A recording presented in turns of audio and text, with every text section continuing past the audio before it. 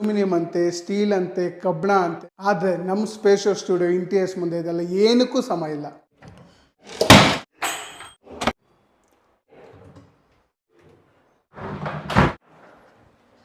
ಎಷ್ಟೇ ರಫಾಗಿ ಯೂಸ್ ಮಾಡಿ ನಮ್ಮ ಪ್ರಾಡಕ್ಟ್ಸ್ ಏನೂ ಆಗಲ್ಲ. ಸ್ಪೇಷಿಯಸ್ ಸ್ಟುಡಿಯೋ ಅಂದರೆ 100% ಕ್ವಾಲಿಟಿ.